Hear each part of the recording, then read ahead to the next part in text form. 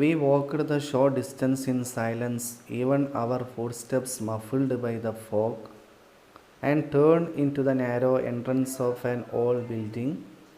As we mounted the creaking staircase, my nostrils were stung by the sick, sweet odor of illuminating gas. On the upper story, the agitated landlady showed us to a bare little attic, where stretched on a narrow bed lay the body of a young man. Although apparently lifeless, there remained the barest chance that the youth was not quite beyond recall. With the sergeant's help, I began the work of resuscitation. For an entire hour, we labored without success. Despite our most strenuous exertions, it appeared useless. Then, as we were about to give up, completely exhausted, there broke from the patient a shallow, convulsive gasp. Half an hour of redoubled efforts, and we had the youth sitting up, gazing at us dazedly. Slowly, he seemed to be realizing the horror of his situation. As he regained his strength, he told us his story. His parents were dead. An uncle had found him a position as clerk in a London solicitor's office. He had been in the city only 6 months. Utterly friendless, he had fallen victim to the loose society of the streets, had made bad companions, and like a young fool eager to taste pleasure far beyond his means, had begun to bet on horses. Soon he had lost all his small savings, had pledged his belongings, and owed the bookmaker a disastrous amount. In an effort to recoup, he had taken a sum of money from the office safe for a final gamble that he was assured was certain to win. But this last resort had failed. Terrified of the prosecution that must follow, sick at heart, sunk in despair, he had shut himself in his room and turned on the gas. We walked the short distance in silence. ആ ചെറിയ ദൂരം ഞങ്ങൾ നിശബ്ദതയിൽ നടന്നു. Even our footsteps muffled by the fog. ഞങ്ങളുടെ കാലടി ശബ്ദങ്ങൾ പോലും മഞ്ഞിൽ ഒച്ചയില്ലാത്തതായി. And turn into the narrow entrance of an old building. ഒരു പഴയ ബിൽഡിങ്ങിൻ്റെ ഇടുങ്ങിയ പ്രവേശന കവാടത്തിലേക്ക് തിരിഞ്ഞു. As we mounted the creaking staircase. ശബ്ദമുണ്ടാക്കുന്ന കോണിപ്പടികൾ ഞങ്ങൾ കയറിയപ്പോൾ my nostrils were stung by the sick sweet odour of illuminating gas. എൻ്റെ നാസദ്വാരങ്ങൾ ജ്വലിക്കുന്ന ഗ്യാസിൻ്റെ അസ്വസ്ഥതയുണ്ടാക്കുന്ന ഗന്ധത്താൽ ബുദ്ധിമുട്ടിക്കപ്പെട്ടു. ഓൺ ദ അപ്പർ സ്റ്റോറി, മുകളിലത്തെ തട്ടിൽ, ദ അജിറ്റേറ്റഡ് ലാൻഡ് ലേഡി, ബഹളം വെക്കുന്ന ആ വീടിൻ്റെ ഉടമസ്ഥ, showed us to a bare little attic. ഞങ്ങൾക്കൊരു ചെറിയ നഗ്നമായ തട്ടിൻപുറം കാണിച്ചു തന്നു. ഒന്നും ഇല്ലാത്ത വിരിക്കാത്ത തട്ടിൻപുറം. Where stretched on a narrow bed lay the body of a young man. അവിടെ ഒരു ഇടുങ്ങിയ ബെഡിൽ ഒരു യുവാവിൻ്റെ ശരീരം നീണ്ടു നിവർന്ന് കിടക്കുന്നുണ്ടായിരുന്നു. ഓൾദോ അപ്പാരൻ്റ്ലി ലൈഫ്ലെസ്, ജീവനില്ല എന്ന് തോന്നിപ്പിക്കുമെങ്കിലും, there remained the barest chance that the youth was not quite beyond recall. പൂർണ്ണമായും തിരിച്ചു കൊണ്ടുവരാൻ പറ്റാത്ത അവസ്ഥയിലല്ല ആ യുവാവ് എന്ന നേരിയ ഒരു ചാൻസ് അവിടെ അവശേഷിച്ചിരുന്നു. വിത്ത് ദ സാർജൻസ് ഹെൽപ്പ്, പോലീസുകാരൻ്റെ സഹായത്തോടു കൂടി, I began the work of resuscitation. പുനരുജ്ജീവനത്തിൻ്റെ ജോലി ഞാൻ തുടങ്ങി. For an entire hour we laboured without success. 1 മണിക്കൂർ മുഴുവനായും ഒരു വിജയവുമില്ലാതെ ഞങ്ങൾ കഠിനാധ്വാനം ചെയ്തു. Despite our most strenuous exertions it appeared useless. വളരെ കഠിനമായ ശ്രമങ്ങളെല്ലാം ഞങ്ങൾ നടത്തിയെങ്കിലും അതെല്ലാം വിഫലമാണെന്ന് തോന്നിച്ചു. Then as we were about to give up, ഞങ്ങൾ ഉപേക്ഷിക്കാൻ നേരം, കംപ്ലീറ്റ്ലി എക്സോസ്റ്റഡ്, പൂർണ്ണമായും ക്ഷീണിച്ചുകൊണ്ട്, there broke from the patient a shallow convulsive gasp. ആ സമയത്ത് രോഗിയിൽ നിന്നും ചെറിയ ഇളകിമറിയുന്ന ഒരു കിതക്കൽ പുറത്തേക്ക് വന്നു. Half an hour of redoubled efforts, and we had the youth sitting up gazing at us dazedly. അരമണിക്കൂർ നേരത്തെ വർദ്ധിപ്പിച്ച പരിശ്രമങ്ങൾക്ക് ശേഷം ഞങ്ങളെ അമ്പരന്ന് നോക്കിക്കൊണ്ട് ആ യുവാവ് എണീറ്റിരുന്നു. സ്ലോലി, പതുക്കെ, he seemed to be realising, അവൻ തിരിച്ചറിയാൻ തുടങ്ങിയെന്ന് തോന്നി. The horror of his situation, അവൻ്റെ അവസ്ഥയുടെ ഭീകരത. As he regained his strength he told us his story. അവൻ തൻ്റെ ശക്തി വീണ്ടെടുത്ത ശേഷം അവൻ്റെ കഥ അവൻ ഞങ്ങളോട് പറഞ്ഞു. ഹിസ് പാരൻസ് വർ ഡെഡ്, അവൻ്റെ മാതാപിതാക്കൾ മരിച്ചവരായിരുന്നു. An uncle had found him, ഒരു അമ്മാവൻ അവന് കണ്ടെത്തി കൊടുത്തിരുന്നു. A position as a clerk in a London solicitor's office, ഒരു ലണ്ടൻ വക്കീലിൻ്റെ ഓഫീസിൽ ക്ലർക്കായിട്ടുള്ള ഒരു ജോലി. He had been in the city only 6 months, 6 മാസങ്ങൾ മാത്രമായിരുന്നു അവൻ സിറ്റിയിലുണ്ടായിരുന്നത്. അട്ടേർലി ഫ്രണ്ട്ലെസ്, പൂർണ്ണമായും സുഹൃത്തുക്കളില്ലാതെ. ഹി ഹാഡ് ഫോളൻ വിക്ടിം, അവൻ ഇരയായി തീർന്നിരുന്നു. To the loose society of the streets, തെരുവിലെ ദുരാചാരം നിറഞ്ഞ ആളുകളുടെ. ഹാഡ് മെയ്ഡ് ബാഡ് കമ്പാനിയൻസ്, മോശം കൂട്ടുകെട്ട് ഉണ്ടാക്കി തീർത്തിരുന്നു. And like a young fool, ഒരു യുവാവായ വിഡ്ഢിയെപ്പോലെ.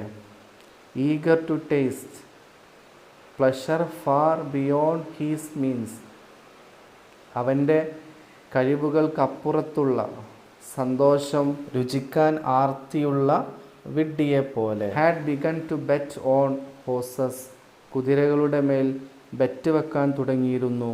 Soon he had lost all his small savings, പെട്ടെന്ന് അവനിക്ക് അവൻ്റെ എല്ലാ ചെറിയ മിച്ചം വെച്ചിരുന്ന തുകകളും നഷ്ടപ്പെട്ടു. ഹാഡ് പ്ലഡ്ജഡ് ഹിസ് ബിലോങ്ങിങ്സ്, അവൻ്റെ വസ്തുവകകൾ പണയം വെച്ചിട്ടുണ്ടായിരുന്നു. And all the bookmakers a disastrous amount, പന്തയവെപ്പുകാരന് വളരെ വിനാശകരമായ ഒരു തുക കടപ്പെട്ടിരുന്നു. In an effort to recoup he had taken a sum of money from the office safe for a final gamble. നഷ്ടം നികത്താനുള്ള ശ്രമത്തിൽ ഓഫീസിലെ അലമാരയിൽ നിന്നും അവൻ ഒരു തുക അവസാന ചൂതാട്ടത്തിന് വേണ്ടി എടുത്തിരുന്നു. That he was assured was certain to win, അതിൽ വിജയിക്കുമെന്ന് അവനിക്ക് ഉറപ്പായിരുന്നു. ബട്ട് ദീസ് ലാസ്റ്റ് റിസോർട്ട്, പക്ഷേ ഈ അവസാന ആശ്രയം, ഹാഡ് ഫെയിൽഡ്, പരാജയപ്പെട്ടിരുന്നു. Terrified of the prosecution that must follow, ഇനി വരാൻ പോകുന്ന കോടതി നടപടികൾ ഭയപ്പെട്ടുകൊണ്ട്. സിക്ക് അറ്റ് ഹാർട്ട്, അസ്വസ്ഥനായിക്കൊണ്ട്. സങ്ക് ഇൻ ഡിസ്പയർ, നിരാശയിലാണ്ടുകൊണ്ട്. He had shut himself in his room and turn on the gas, റൂമിൽ വാതിലടച്ച് ഗ്യാസ് ഓൺ ചെയ്തു. A long bar of silence throbbed in the little attic when he concluded this halting confession. Then gruffly the sergeant asked how much he had stolen.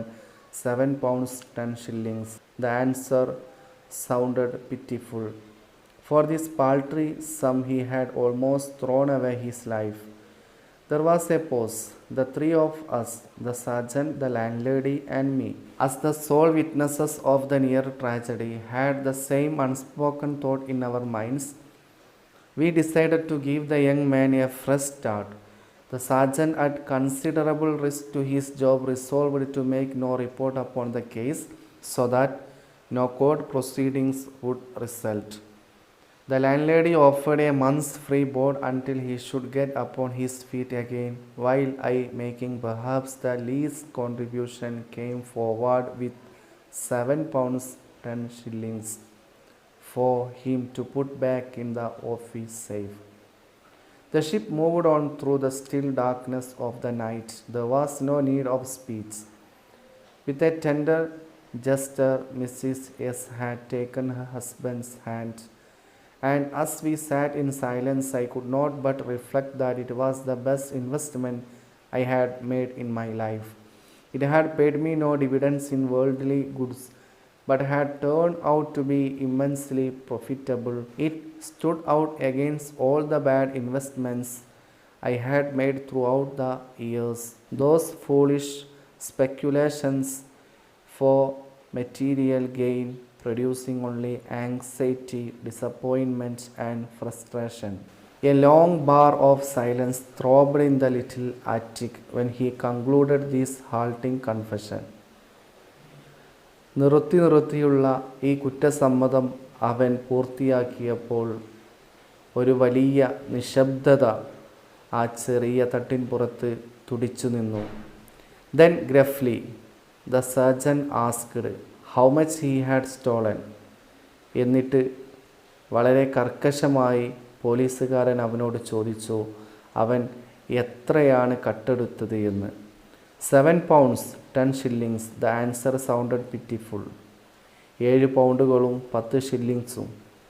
ആ മറുപടി വളരെ ദയനീയമായി തോന്നിച്ചു. For this paltry sum he had almost thrown away his life. ഈ തുച്ഛമായ തുകയ്ക്ക് വേണ്ടി അവൻ തൻ്റെ ജീവിതം വലിച്ചെറിഞ്ഞിരുന്നു. There was a pause. ഒരു താൽക്കാലിക നിശബ്ദതയുണ്ടായി.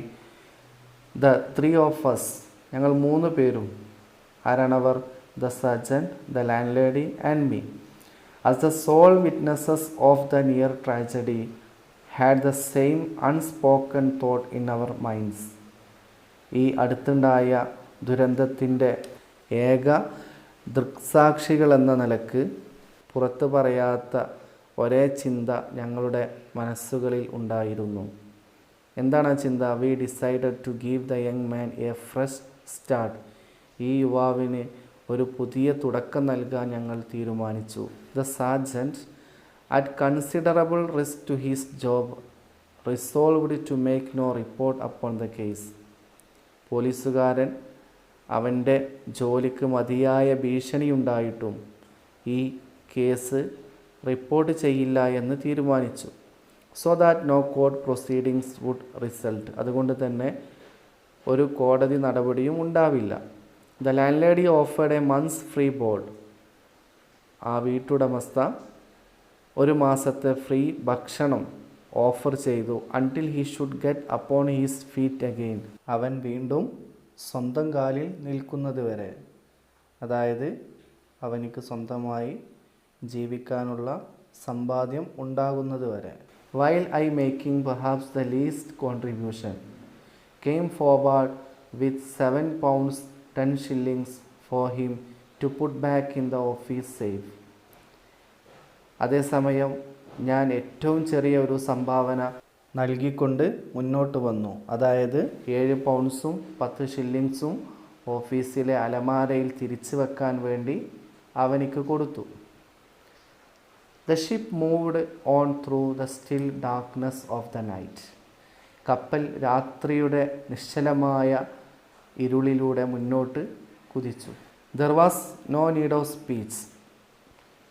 അവിടെ സംസാരത്തിൻ്റെ ആവശ്യമില്ലായിരുന്നു. With a tender gesture, Mrs. Hess had taken her husband's hand.